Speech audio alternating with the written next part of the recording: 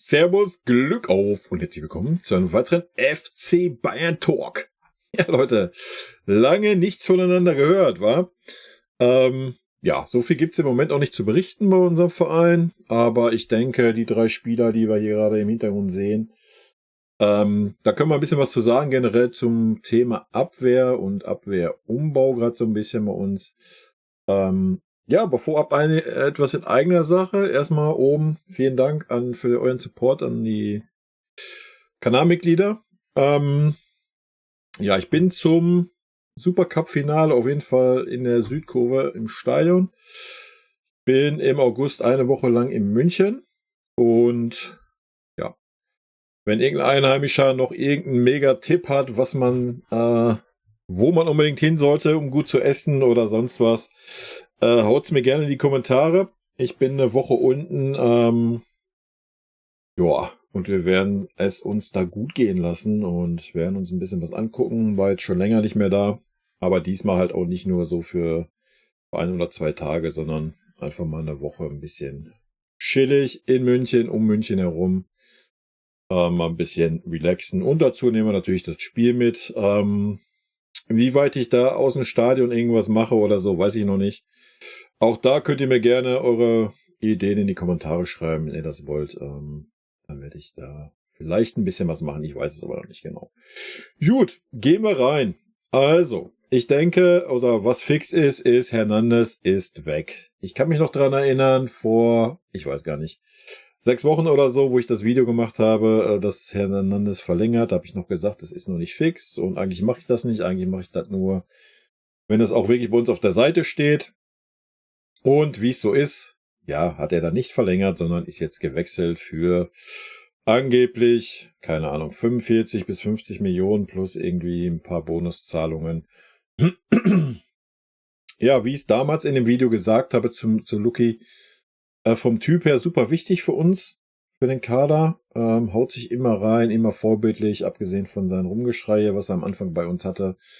Aber natürlich auch sehr, sehr viel verletzt. Ja, und ja, da muss man ganz klar sagen, dass wir jetzt noch 45 plus Millionen bekommen haben bei einem Jahr Vertragslaufzeit und für die Verletzungsanfälligkeit, die er einfach bei uns gezeigt hat in den Jahren, ja, Hut ab.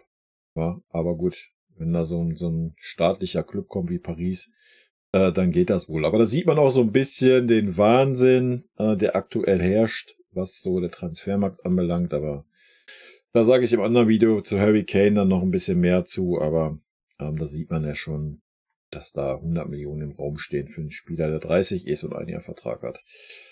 Ja. Gut, Luki ist weg, ja, ich weiß nicht, wie weit menschlichen Verlust, das kann ich nicht beurteilen im Kader. Sportlich, wenn er fit war, ja, auf jeden Fall ein Verlust, würde ich behaupten, auch von der Mentalität her, die er auf den Platz gebracht hat. Aber dafür bekommen wir Min Jae Kim, ja, von SSC Neapel.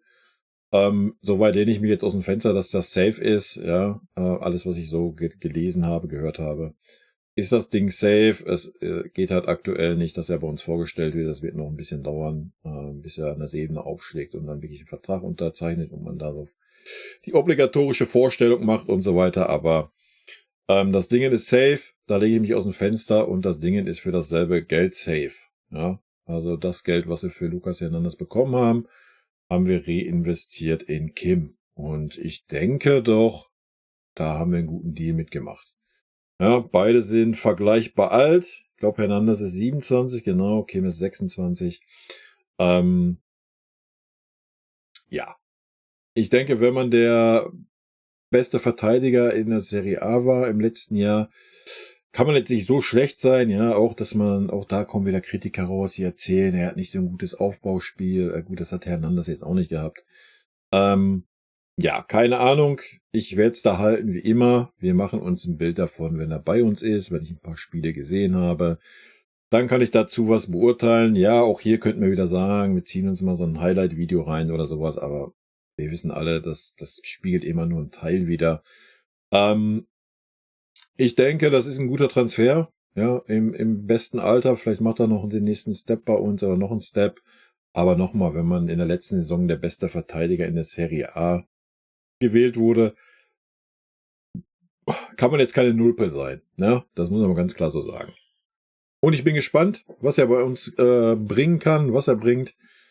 Ja, ist natürlich auch Hinblick auf den asiatischen Markt, den wir auch immer so ein bisschen im Auge haben oder da ein bisschen durchstarten wollen. Natürlich auch nicht so verkehrt, wenn wir da einen Spieler aus der Region bei uns im Kader haben. Aber ich denke, das ist einfach nur ein bisschen Beiwerk. Ich glaube nicht, dass es jetzt bei der Entscheidungsfindung dabei war. Nochmal, wer als bester Verteidiger der Serie A gewählt wurde. Das heißt schon ein bisschen was, wie ich finde. Und ich freue mich auf ihn. Ich bin sehr gespannt. Ja, ich denke, es wird dann ja für den Upa schwer werden. Ne? Womit wir gleich den Upa die auch noch mit reinnehmen können eigentlich hier. Aber hier geht's ja mehr so um Neuzugänge und Abgänge. Ja, Benji möchte noch weg. Können wir auch mal kurz aufmachen, das Thema. Ja gut, ich denke, dass wir keinen Platz in der Innenverteidigung haben. Ja, ich persönlich finde es ein bisschen schade. Aber das Bild, wie er da reinguckt, spiegelt ihn eigentlich perfekt wieder bei uns. Er hat einfach keinen Bock als Rechtsverteidiger.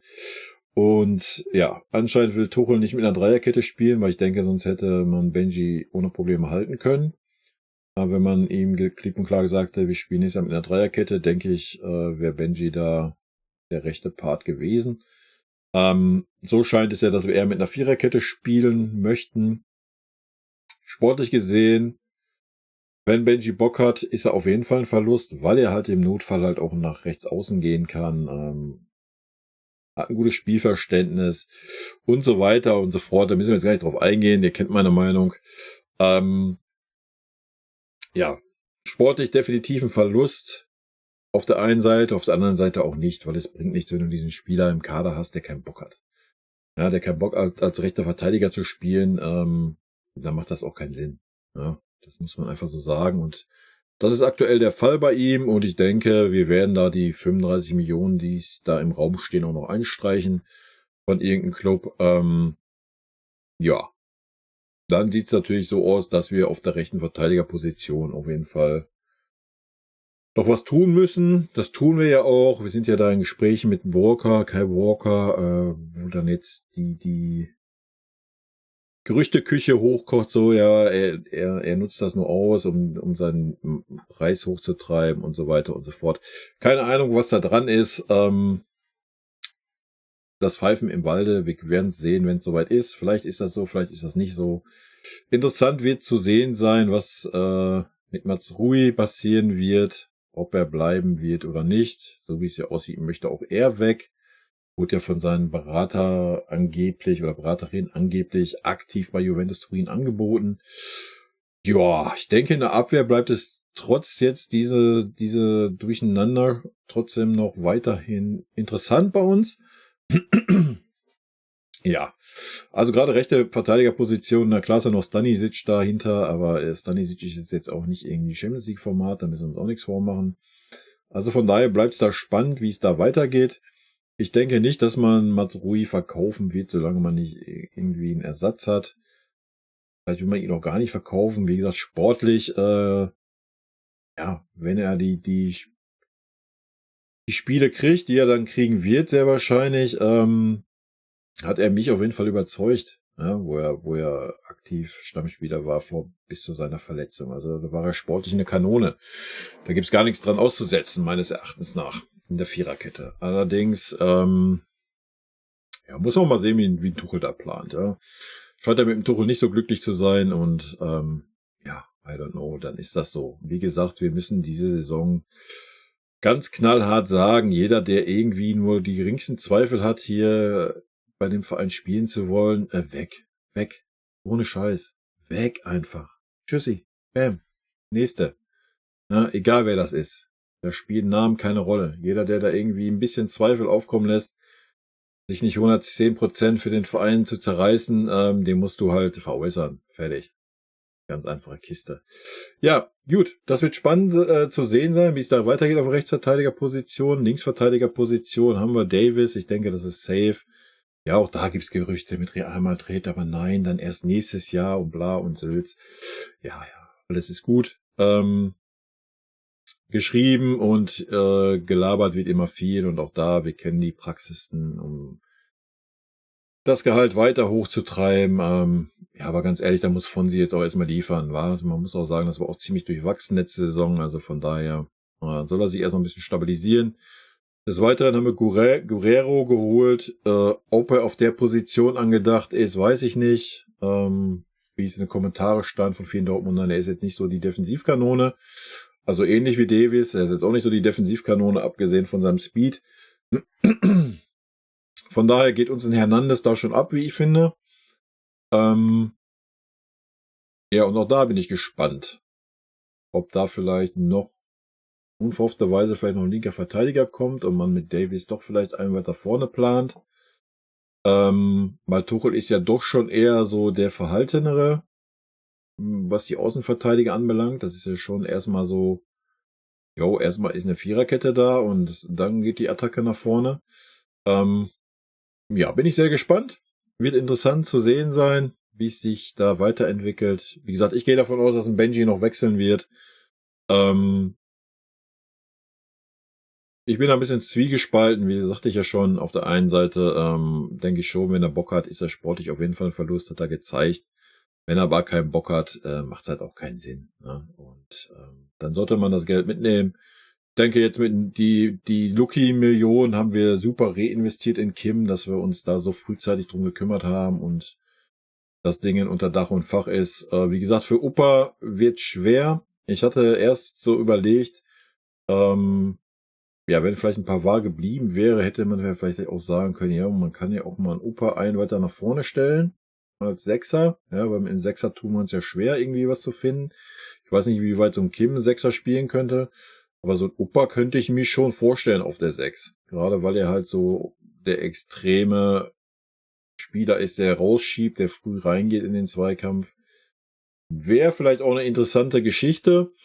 Ansonsten wird es schwer werden. Also De Ligt ist für mich absolut gesetzt. Ja, das hat er letzte Saison gezeigt, war der stabilste, da hinten der konstanteste. Und man wird ja an Kim nicht verpflichten, um ihn dann auf die Bank zu setzen. Ja. Und nochmal als Bestgewählter letztes Jahr in der Serie A. Ja, wird's dann schwer für den Upa. Leider Gottes, muss man so sehen. Aber wer weiß, was da auch noch passiert. Ja, keine Ahnung. Auf der anderen Seite brauchst du halt auch 3 gestandene, gute Innenverteidiger. Ja, also klar kannst du dann als 4. Innenverteidiger irgendeinen Jungen dahinter haben. Aber klar ist auch, dass ein Upa da mit der Situation sehr wahrscheinlich auch nicht zufrieden sein wird. Aber vielleicht kommt auch wieder alles ganz anders, als wir denken und irgendeiner verletzt sich noch und dann ist ein Upa auf einmal gesetzt und er spielt wieder bärenstark, weil machen wir uns nichts vor. Bis zu seinen Aussetzer in der Champions League hat der Upa eine bärenstarke Saison gespielt. Ja, das muss man ja auch mal ganz klar sagen. Also von daher wird das auch interessant zu sehen sein. Ja, springen wir einen vor, habe ich ja gerade schon kurz angerissen, die Sechserposition, wo wir ja unbedingt einen Sechser verpflichten wollen. Ja, keine Ahnung. Man hätte letztes Jahr so viel ausprobieren können, hat man alles nicht getan in diesen Phasen, die wir hatten. Ich könnte mir den Opa schon vorstellen auf der 6. Ich glaube aber nicht, dass sich irgendwie Nagelsmann, sag ich schon, Alter, das ist soweit. Sich ein Tuchel da hinstellt und das ausprobieren wollen würde. Ich denke, er ist eher klar dafür, dass ein klarer Sechser kommt. Ob das dann das Allheilmittel ist, wenn Kimmich da weiterhin rumwuselt, werden wir sehen. Auch da gehen die Meinungen ja von hier nach da. Ja, bei uns allen. Ja, ansonsten ist ein Leimer da, es ist noch ein Sabitzer da, es ist noch ein Goretzka da. Das sind auch alles 3 Spieler, wo es auch eng wird. Ein Gravenberch ist da, der auch keinen Bock hat, was man dann auch verstehen kann nach der letzten Saison, wenn er nächste Saison nicht ein bisschen mehr Einsatzzeit kriegt. Wenn man aber weiterhin Kimmich gesetzt sieht, sehe ich für den Gravenberch keine Chance, dass er an Einsatzzeit kommt. Weil ein Kimmich wird dann eine Position nach vorne rücken auf die 6, auf die 8. Wo soll da ein Gravenberch dann noch hin? Ja, er wird dann wieder mal ein bisschen Einwechselspieler sein. Aber das war's auch, ja, wenn wir einen klaren Sechser verpflichten. Und wahrscheinlich wird dann noch ein Goretzka, der wahrscheinlich ja auch nicht gehen möchte, sogar noch weiter von Gravenberch. Keine Ahnung. Sehr schwierig. Da haben wir ein volles Überangebot. Ich bin auch mega gespannt auf den Leimer. Ich denke auch, da wird ein Kimmich es nicht leicht haben, wenn Leimer seine Chancen bekommt. Da haben wir aber gerade so ein Überangebot ja, wenn wir wirklich einen Sechser verpflichten wollen, sind die ganzen Spieler, die ich gerade aufgezählt habe, das sind 5 Spieler für eine Position gedacht. Da kann ja auch irgendwann nicht stimmen. Das heißt, du kannst davon Minimum 3 verkaufen. Ne? Ja, es tut mir leid für Leon, Alter. Du bist dann aber leider einer der 3. Schwierig. Schwierig, auch da wird sehr interessant zu sehen sein, wie die Entwicklungen sind. Ich denke, es wird leider Gottes, werden wir einen stotternden Start in die Saison haben.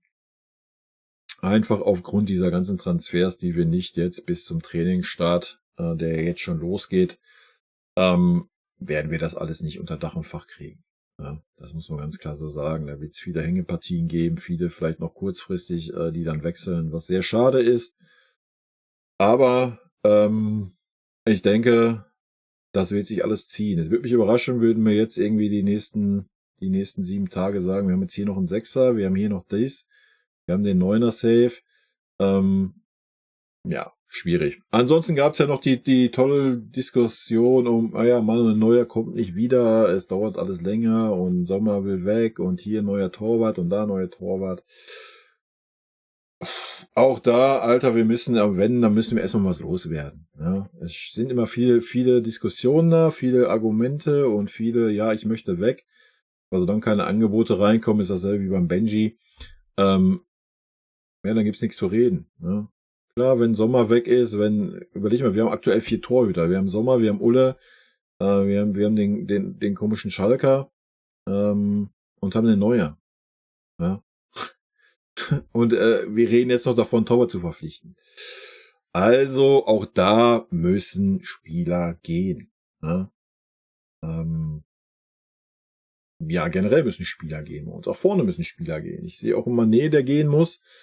Ob er gehen möchte, ist eine andere Sache. Wenn es ihm nur um die Kohle geht, dann sieht's ja gut aus, weil da ist ja Saudi-Arabien gerade heiß auf ihn.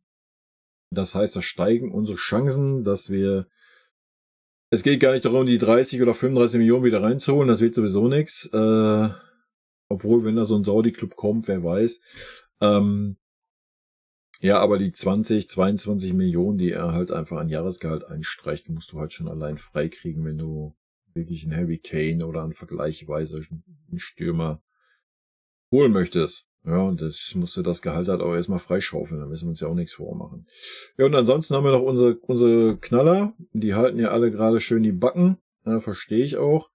So ein Sané und Gnabry, ja, ich denke, wenn da irgendwelche Angebote reinkommen würden auch da Gedankenspiele losgehen bei uns. Aber ich denke, da wird nichts reinkommen. Ich wüsste ja nicht aufgrund welcher Leistung. Ja. Ich meine, das habe ich mir beim Luki auch gefragt. Habe ich jetzt auch nicht ganz verstanden. Er war fast die halbe Saison weg. I don't know. Gutes Verkaufsgespräch. Ich weiß es nicht, warum Paris ihn unbedingt haben wollte. Dann noch für das Geld. Ja. Pavard verstehe ich. Pavard ist flexibel einsetzbar. Wenn er Bock hat, ist er bärenstark. Und wenn wir 30, 35 Millionen, er hat, glaube ich, einen Marktwert von 45 Millionen. Also da macht man schon Schnapper mit, ne? Als Verein, der ihn aufnimmt. Und wenn man der Verein ist und der einen Innenverteidiger sucht, dann ist Pavard schon echt ein guter Deal, würde ich fast behaupten. Ja, das ist mal so das kleine Update oder die kleine Meinung zu den defensiveren Part und dann so ein bisschen mal einmal durch den Kader geflogen, kurz, was so aktuell so rumkursiert. An Namen, was gerne zu uns möchte oder wo wir angeblich dran sind, könnte man so eine Liste machen. Wie gesagt, das ist nicht meine Art Style. Ich warte, wenn etwas einigermaßen safe ist oder ein bisschen mehr im Gespräch ist, dann gehe ich da gerne mal drauf ein. Von daher werde ich jetzt auch noch einen kleinen Talk aufnehmen zum Thema Harry Kane, aber das möchte ich nicht hier mit dran packen, weil das wird sonst wieder alles zu lang. Von daher, Leute, bedanke ich mich für eure Aufmerksamkeit. Rot-weiße Grüße gehen raus, bleibt gesund und ja, haut mir gerne eure Meinung in die Kommentare. Bis dann, tschüssi.